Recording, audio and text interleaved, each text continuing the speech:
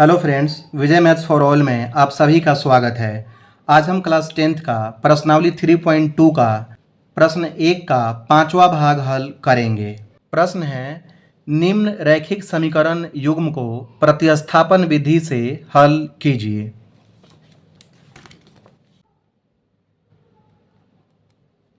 पहला समीकरण है √2x प्लस √3y बराबर 0।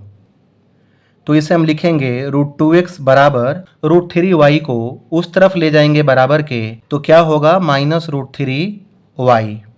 इसलिए x बराबर -√3y और बटे में क्या होगा √2। इसे हम समीकरण 1 मान लेंगे। दूसरा जो समीकरण दिया हुआ है √3x माइनस √8y बराबर 0। अब हम क्या करेंगे, x का जो यह मान है -√3y बटे में √2 दूसरे समीकरण में, इसे हम दूसरा समीकरण मान लेंगे, समीकरण 2। दूसरे समीकरण में x के जगह पर रख देंगे। तो लिखेंगे यहाँ पर हम कि x का मान समीकरण 2 में रखने पर, समीकरण 2 क्या है, √3x माइनस √8y बराबर 0। तो लिखेंगे यहाँ पर √3 और x के जगह पर रखेंगे -√3y बटे में √2 और फिर क्या यहाँ पर है -√8y बराबर 0। अब √3 से √3 में गुना करेंगे तो क्या होगा 3 और माइनस यहाँ पर लगा देंगे और बटे में क्या है √2 और फिर y है तो यहाँ y लिख देंगे और -√8y बराबर 0। अब क्या करेंगे हम, √8y बटा 1 लिख सकते हैं यहाँ पर। √2 और 1 का एलसीएम निकालेंगे तो क्या होगा √2। √2 से अगर √2 में भाग करेंगे तो भागफल 1 आएगा। 1 से गुना करेंगे -3y में तो -3y आएगा। फिर माइनस है तो माइनस लिखेंगे। 1 से भाग करेंगे √2 में तो भागफल √2 आएगा।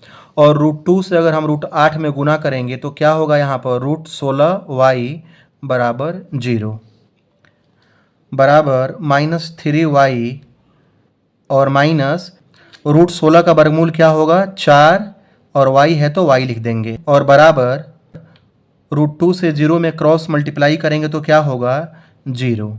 -3y और -4y क्या होगा -7y बराबर 0। इसलिए y बराबर 0 बटे -7, तो -7 से 0 में भाग करेंगे तो क्या आएगा 0। y का मान यहाँ पर 0 आ गया। अब क्या करेंगे, इस y के मान को समीकरण 1 में रख देंगे। यहाँ पर समीकरण 1 क्या है, x बराबर -√3y बाई √2। तो यहाँ पर y का मान जो 0 आया है यहाँ पर हम रख देंगे। तो लिखेंगे यहाँ पर हम y का मान समीकरण 1 में रखने पर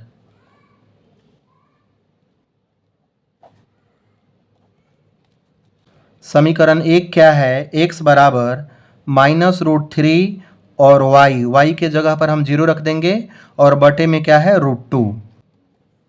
-√3 से 0 में गुना करेंगे तो 0 और बटे में √2 और √2 से अगर 0 में भाग करेंगे तो क्या आएगा 0। तो x का मान भी क्या आ गया यहाँ पर 0 और y का मान भी 0। तो यहाँ हम लिखेंगे अतः x बराबर 0 और y बराबर भी 0। यह हमारा आंसर आ गया।